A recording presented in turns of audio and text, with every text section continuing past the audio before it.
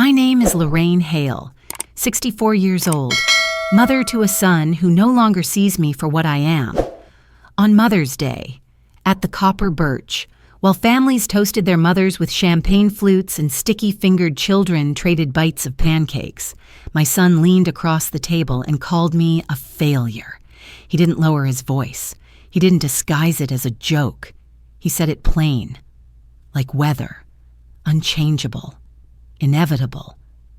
My daughter-in-law, Tessa, laughed too quickly, her fingers tightening around her wine glass. In that laugh, I heard complicity, not surprise. The server had just set down my coffee, black and steaming. The scent of hollandaise and maple syrup hung in the air, but it all seemed far away.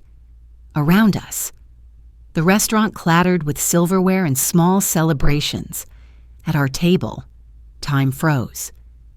I reached into my bag, pulled out a gold envelope, and slid it across until it touched Mason's plate. He frowned, fork suspended, as though the envelope itself was an insult. Tessa tilted her glass, and a spill of red wine bled across the white cloth like a wound no one wanted to look at. "Open it," I told him. My voice was low, steady. I had no need to raise it. Years of being underestimated had taught me the sharpest blade is calmness. He hesitated, then tore the flap. His eyes skimmed the first page, and the color drained from his face. The same mouth that had just called me nothing fell silent. Silenced not by my anger, but by the truth printed in black ink, waiting to change everything. The dining room buzzed with the soft chaos of a holiday brunch, all those small rituals of celebration layered together, waiters weaving between tables, children drumming on tabletops with spoons, the occasional burst of laughter from a family too loud to care. At our table, though, the air had turned heavier, as though the gold envelope had shifted gravity itself. Mason skimmed the first page, his jaw tightening, then shoved it back inside like it had burned him. "We're not doing this here," he muttered, his tone sharp but unconvincing. "Yes," I said calmly, "we are."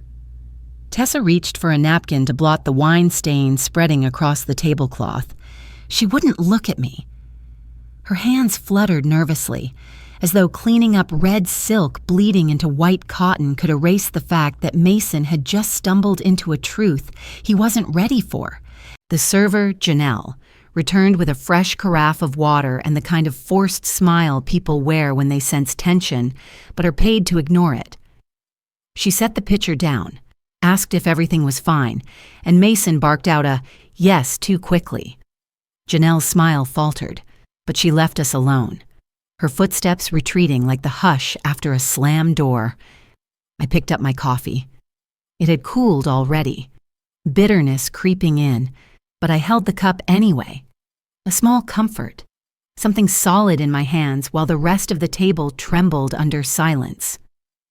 "Mom," Mason said, his voice dropping into that register he used when he wanted to sound reasonable, the same tone he'd once used as a teenager bargaining for the car keys.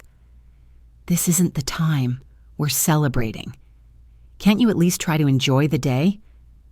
I studied his face, the face that still carried echoes of the boy who used to run through sprinklers on hot Colorado afternoons, hair plastered to his forehead, joy unguarded. That boy wasn't gone, but he was buried under debt, pride, and a wife who thought power came from subtraction rather than generosity. "You made today the time," I answered softly. "When you called me a failure, you opened a door. All I'm doing is walking through it." His lips pressed into a thin line. He glanced at Tessa, who shifted uncomfortably in her chair. "She's being dramatic," he said to her, as if I weren't there. But Tessa didn't respond. Her eyes flicked to the envelope, then to me, and for the first time I saw the smallest flicker of uncertainty in her. Maybe she already suspected there was more to the story than the one Mason had been telling. I leaned back in my chair, letting the noise of the restaurant wash over me, the clink of forks, the scrape of chairs, the bubbling laughter from another table. It all felt strangely distant, like a soundtrack playing behind glass. "Do you know," I said, setting my coffee cup down carefully, "that the folding chair you put me in last Thanksgiving was colder than the food?" I told myself not to mind. I told myself it was just a chair. But that chair was a symbol. Mason, you put me on the edge of my own family, and when you called me a failure today, you confirmed it. He shifted in his seat, restless, tapping his fingers against the table. "You're twisting things. That chair was all we had." I shook my head slowly. "There were plenty of chairs. You just didn't want me at the center. And now, you don't want me at the center of the company either. But here's the truth you've been avoiding. I never left the center. You just stopped seeing me." The words landed like a hammer muffled in velvet, soft to the ear but heavy enough to crack something underneath. Mason swallowed hard, eyes darting back to the envelope. I didn't press further. Not yet. The moment didn't need more weight. It needed silence to let the first fracture widen. And so I leaned back, folded my hands in my lap, and watched the wine stain bloom across the tablecloth like a slow, unstoppable confession. A week earlier, I had been sitting in a different chair, this one leather and steady, across from my attorney, Conrad Blake. His office smelled faintly of paper and old wood polish, the kind of place where history waits in drawers until it's summoned. He laid a folder on the desk between us, his hand resting on it like a seal. "Lorraine," he said, "once you sign these, there's no question about control. The filings are clear, and they've already been prepared. Blue Mesa Renovations remains under the trust. You retain 78%. Mason has operational responsibilities, but nothing without your authority." I held the pen, a simple black fountain pen that belonged to my late husband, its weight pressed against my fingers with memories, signatures on mortgage papers, on Drew's birth certificate, on the first subcontractor agreement when Blue Mesa was still just an idea in a dusty garage. "Do it," I told Conrad.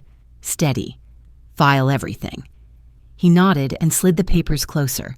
Each page was a decision, every line an invisible spine for the future. I signed with care, my name carrying not just ink, but intent.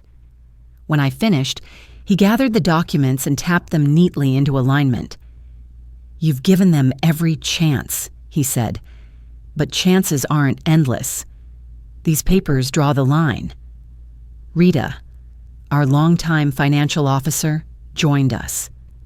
She had the calm presence of someone who had seen numbers tell both fairy tales and horror stories.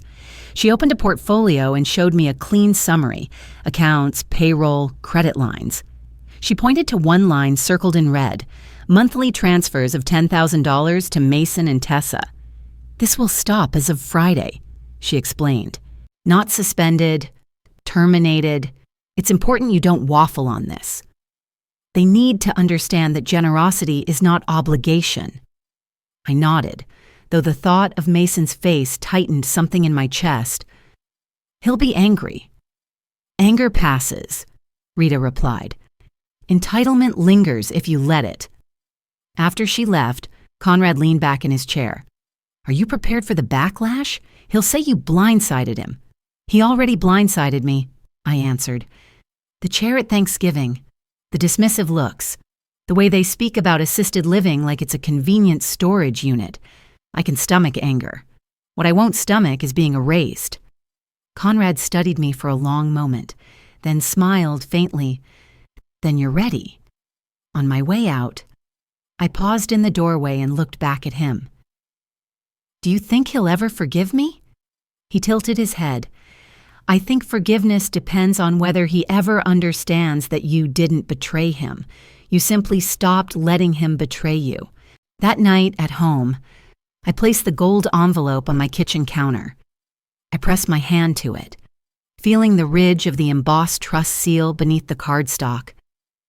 It was heavier than paper should be, not because of weight, but because of what it carried. Ownership of a house he thought was his, vehicles he thought he controlled, and a company he believed was under his command. I brewed a cup of tea and sat by the window, the city lights blinking like far-off lighthouses. I thought about Drew, his soft curls, his small hands tugging at my sleeve, his laughter bright enough to soften any bitterness. He was the only reason I hesitated, not for Mason, not for Tessa, but for the boy who hadn't yet learned what loyalty costs. Still, loyalty without respect corrodes into chains, and I had no intention of wearing chains any longer. I picked up the envelope, slid the documents inside one by one, and sealed it shut. I whispered aloud, though no one was there to hear. Patience is over. It's time. The following afternoon, I drove out to the job site on South Humboldt, a bungalow with good bones and bad history. The siding had been painted too many times, each layer trying to hide the sins beneath. I parked at the curb and watched Mason from a distance before stepping in. He stood in the gutted kitchen with a clipboard, giving instructions to a crew who were more interested in finishing their sandwiches than listening. His voice carried the brittle sharpness of a man pretending to be in control while juggling bills he couldn't pay. I had brought food, wrapped in brown paper bags from a deli down the street. It wasn't for Mason, he rarely thanked me anymore, but for the workers who reminded me of the early days when sweat and camaraderie held the company together. I set the bags on a sawhorse, unnoticed at first. Tessa's voice reached me before I saw her. She stood just outside, phone pressed to her ear. Her tone was clipped, urgent. "We can't delay the payment again," she was saying. "The hospital won't release Dad until it clears. 9,000 more. By Friday."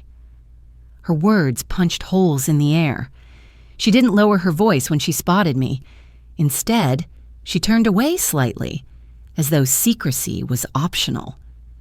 I heard Mason's muffled reply when she put the phone on speaker.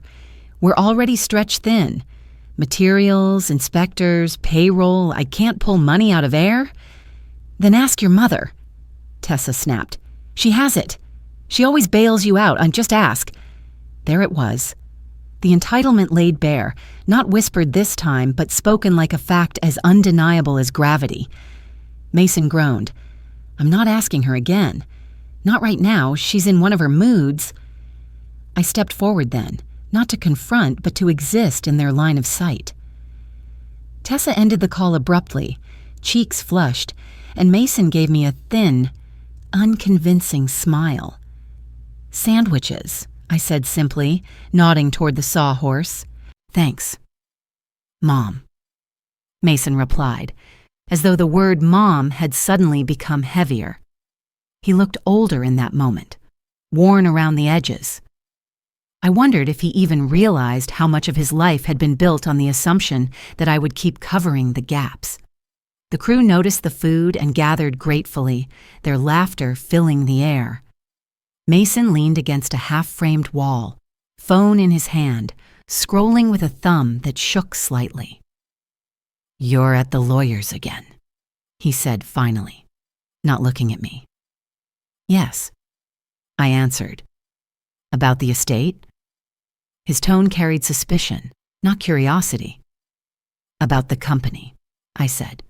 "About the things your father and I built that are still standing." He didn't respond right away. He pressed his lips together, then forced another smile that didn't reach his eyes.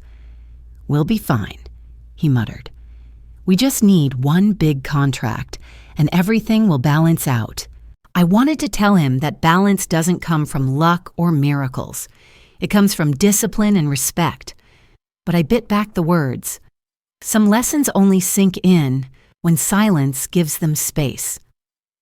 As I turned to leave, the noise of hammers and saws filled in around me, ordinary sounds that once meant progress, but now felt like denial.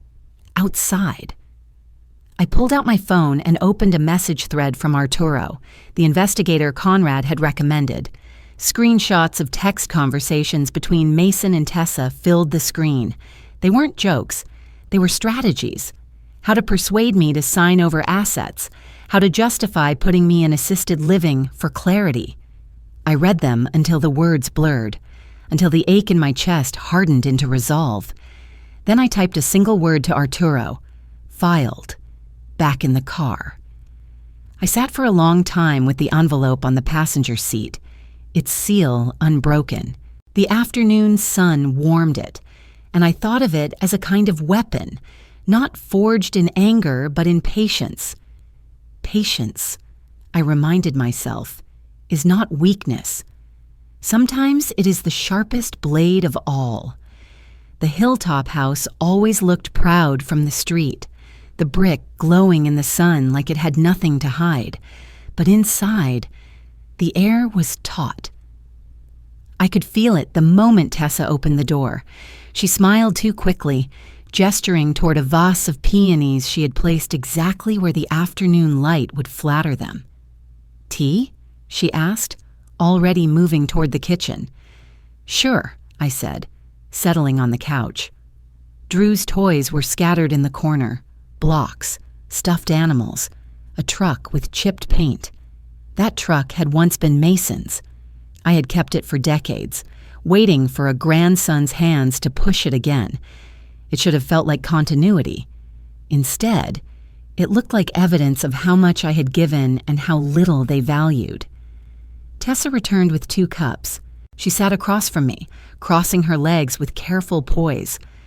We made small talk about Drew's preschool, the weather, and her freelance projects. Her tone was cheerful, but her eyes darted away whenever silence threatened to settle between us. Her phone buzzed, and she excused herself into the hallway.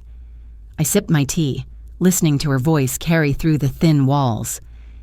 "Yes, if she's in assisted living, Mason can manage everything without resistance," she said. "It's the cleanest way. We'll bring it up after Mother's Day."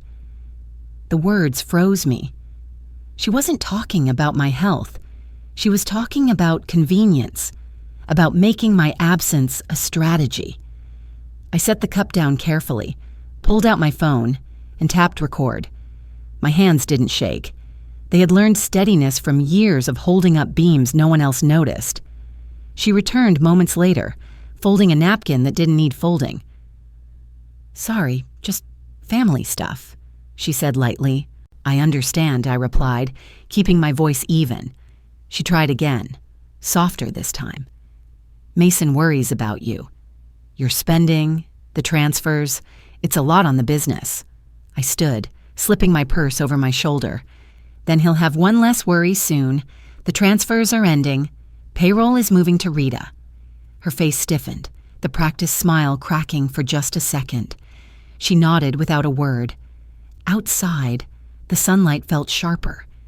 In the car, my phone buzzed. Arturo had sent screenshots of Mason and Tessa's texts, talk of pushing me to sign over assets, jokes about how assisted living could be a path to clarity. I stared at the screen until the letters blurred. It wasn't shock, only confirmation. The betrayal I had suspected now sat in black and white. The gold envelope rested on the passenger seat. The trust documents inside gleamed faintly under the sun. I laid my hand over it and whispered, "Patience is finished." Driving away. I glanced back at the hilltop house shrinking in the mirror. They thought it was theirs. But houses, like truths, belong to those who hold the deed and the courage to enforce it. Back at the restaurant, the gold envelope sat between us like a quiet explosion. Mason flipped through the first page again, his eyes racing, his lips moving silently as though the words might change if he read them fast enough. Tessa leaned closer, her hand trembling against the edge of the tablecloth. "This can't be right," Mason said finally, voice brittle. "You're saying the trust controls the company, that all this time, I interrupted. "Your father and I kept Blue Mesa in my hands because we knew you loved building walls but never balancing ledgers. You had talent, Mason, Still do. But talent isn't the same as stewardship. His cheeks flushed. He looked around, as if hoping the chatter of nearby tables might swallow him. You filed this behind my back. No, I said calmly. I filed it in front of your future. The filings were made last week. Today isn't a threat. It's simply the day you learned the truth. Tessa snatched the envelope, pulling out the next document. Her eyes caught on the line about occupancy rights to the Hilltop house. You can't take our home, she whispered. It was never yours, I replied, my voice steady. The gift was conditional, mutual respect, shared responsibility. You both broke those terms the moment you plotted to put me away for convenience. Her face went pale. Mason reached for her hand, but she pulled it back, shame and fear written across her expression. I pulled out my phone, placed it flat on the table, and tapped the screen. The recording of Tessa's voice filled the air between us. If she's in assisted living, Mason can manage everything without resistance. It's the cleanest way. The restaurant noise continued around us, but at our table, silence thundered. Janelle, the server, slowed near us but wisely kept walking. Mason's eyes widened, his chest rising and falling as if he'd run a mile without moving. You spied on us, he said, but the accusation lacked force. I protected myself, I answered. There's a difference. I leaned forward, lowering my voice so only they could hear. The monthly transfers stop effective immediately. The cars revert to the trust. And the Hilltop house, your lease ends in 30 days. You'll receive formal notice tomorrow. Mason's fork clattered onto his plate. He looked at me, not with anger now, but with something rawer, disbelief laced with recognition. I called you a failure, he whispered, almost to himself. Yes, I said, holding his gaze. But failure doesn't build companies. Failure doesn't keep roofs over your head or pay hospital bills you never saw. I am not the failure here. For a long moment, none of us moved. The wine stain on the cloth had reached the edge and dripped silently to the floor, a dark reminder that some spills cannot be mopped away. Janelle returned with the check, her smile careful. I took it before Tessa could speak, slid my personal card inside, and handed it back. My signature was steady. When the slip came back, I added a generous tip. Kindness, even in battle, is a choice. I rose from my chair. Mason looked like he wanted to speak, but the words stayed trapped. Tessa stared at the papers as if they were written in a language she would never understand. Enjoy your brunch, I said softly.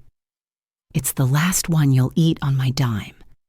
And with that, I walked away. The gold envelope under my arm, the weight no longer heavy but earned. 3 months later, I lived above a bakery that smelled of fresh bread at dawn.